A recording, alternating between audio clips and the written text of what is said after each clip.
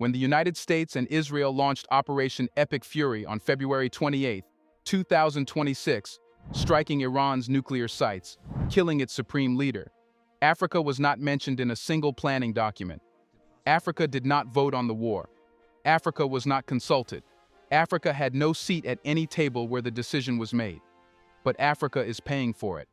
Right now, today, in the price of every liter of fuel, every bag of fertilizer, every loaf of bread. Here is one number. Trump said it himself, on camera, when asked about rising fuel costs. If they rise, they rise. He can say that because the United States is the world's largest producer of oil and natural gas. It has strategic reserves. It has a Federal Reserve and a strong dollar. It entered this war from a position of energy independence.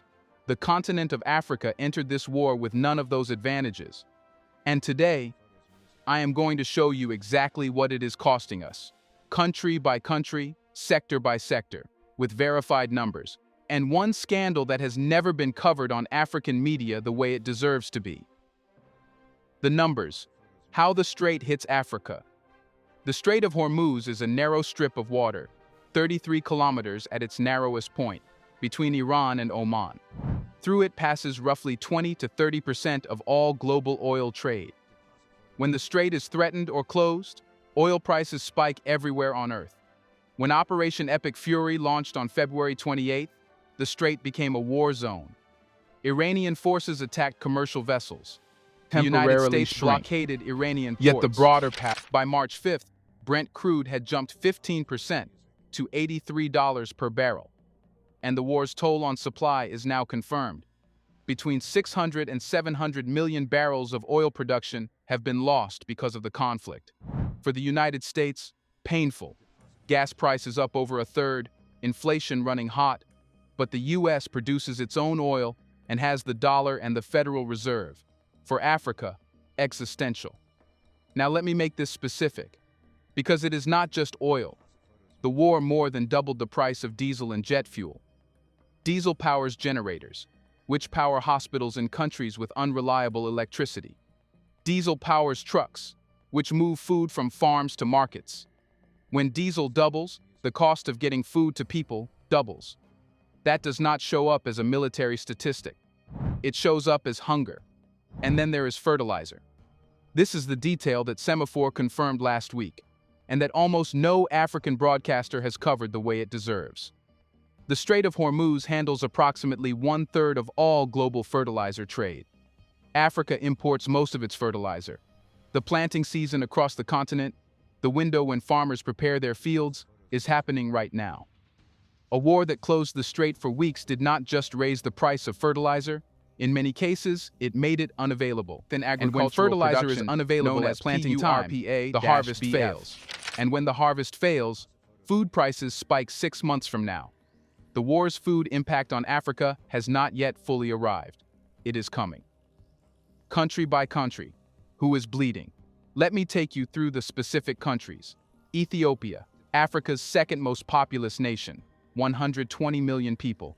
Ethiopia sources the vast majority of its fuel from the UAE, Saudi Arabia, and Kuwait. All three countries were hit by Iranian drone and missile strikes.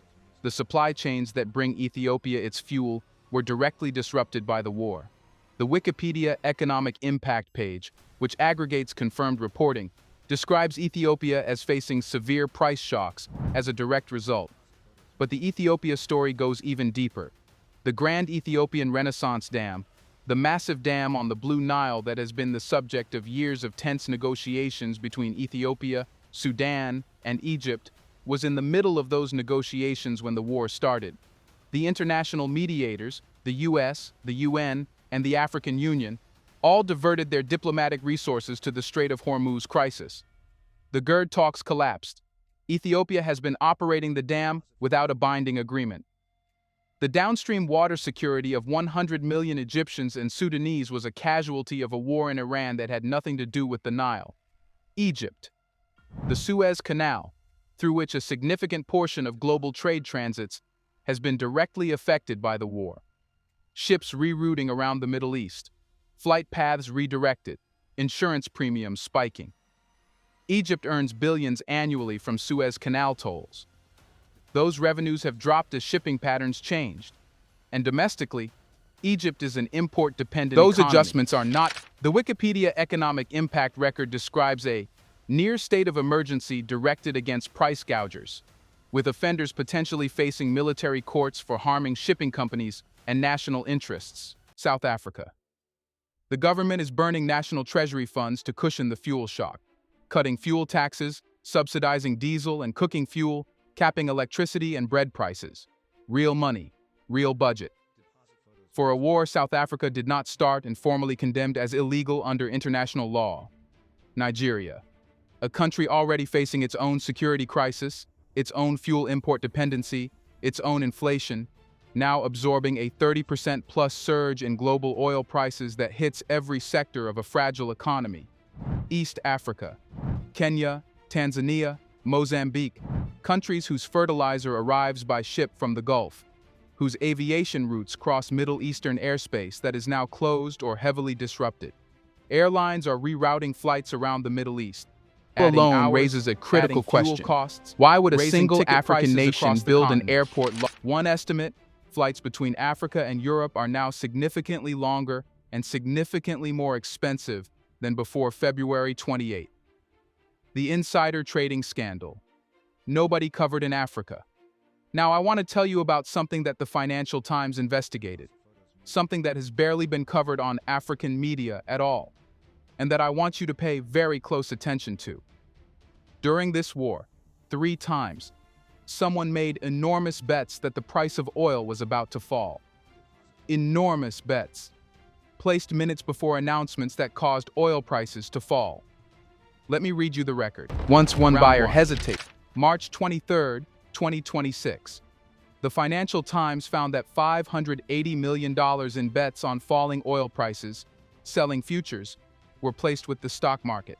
These bets were placed 15 minutes before Donald Trump published a statement postponing attacks on Iran for talks. That statement caused oil prices to fall. The people who placed those bets made an enormous profit. Round 2, April 7, 2026.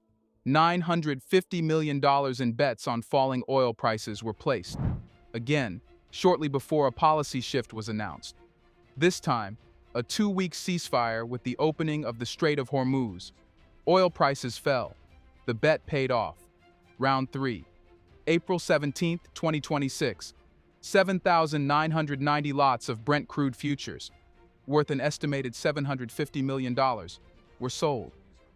20 minutes before Iran's foreign minister announced that the Strait of Hormuz was open for the rest of the ceasefire. Oil prices fell. The bet paid off. 3 bets, 3 policy announcements. Each bet placed within minutes of an announcement that nobody was supposed to know was coming. Totaling $2.28 billion in suspicious trades. Investigated by the Financial Times, confirmed in the Wikipedia economic impact article. The Financial Times investigation resulted in calls for further investigation into insider trading, because what these bets describe, if the timing is what it appears to be, is someone who knew when oil prices were about to drop before those announcements were made public. Someone with access to decisions being made at the highest levels of the US government or the Iranian government, or both. Now, why does this matter for Africa? Because while Africans were paying more for fuel, while Nigerian families were spending a larger share of their income on transport, while East African farmers were watching fertilizer prices spike, while Ethiopian households were absorbing fuel shocks, someone, somewhere, was making $2.28 billion from the timing of announcements about the same war that was destroying African household budgets. Africa bore the cost, someone else collected the profit, and we still do not know who placed those bets. What Africa said, and the 100% awareness gap. Here is the statistic I want you to hold, because it tells the whole story in one number. A poll conducted across 6 countries in the global south during the Iran war showed 100% awareness of the conflict, with 7 out of 10 respondents very concerned about the cost of living as a direct result. It will not merely feed it. An Ipsos poll conducted in the United States at the same time found that 44% of Americans had heard only a little about the conflict, and 7% had heard nothing at all. 100% versus 51%. The Global South knows about this war almost twice as much as the country that started it. Because the Global South is living the consequences. The United States is watching them on the news, when it watches the news at all. Foreign policy explained why this gap exists. The United States entered this war with structural advantages that most of the world does not have. It is the planet's largest producer of oil and natural gas. Its stock market is enjoying an AI-driven boom. Its imports are benefiting from a strong dollar. As foreign policy put it, for most other countries, each of Washington's advantages becomes a point of weakness. The sovereignty argument and the close. Here is the argument I want to close with. The 2026 Iran war did not target Africa. It did not intend to harm African economies. It was not designed to spike fertilizer prices in East Africa or collapse dam negotiations on the Nile. The people who made the decision to launch Operation Epic Fury were thinking about Iran's nuclear program, about Israeli security, about American strategic interests in the Middle East. Africa was an afterthought, as it always is. And that is the real lesson of this war for this continent. Not the specific economic numbers, although those matter. Not the specific countries most exposed, although those matter. The real lesson is structural. A continent of 1.4 billion people, with some of the largest reserves of oil, gold, lithium, cobalt, and uranium on Earth, has no meaningful seat at the table when decisions are made that determine the price of fuel, the availability of fertilizer, and the trajectory of global trade. The Strait of Hormuz was not an African problem. And yet every country from Lagos to Nairobi to Addis Ababa is absorbing its closure as a daily economic reality. OPEC decisions are not made in Abuja or Accra. And yet Nigeria and Ghana's entire export revenue depends on them. The U.S. Federal Reserve's interest rate decisions are not made for African economies. And yet African currencies weaken or strengthen based on every Fed announcement. This is what the scholars call structural dependency. And no amount of sovereign rhetoric changes it until Africa builds the institutions, the trade networks, the local production capacity, and the political coalitions that give it genuine agency over its economic future. The countries in this story that are suffering least are the ones that have been building that agency. Burkina Faso's food self-sufficiency is not just a political statement. It is insulation against exactly this kind of external shock. Countries that produce their own food are less exposed when global supply chains fracture.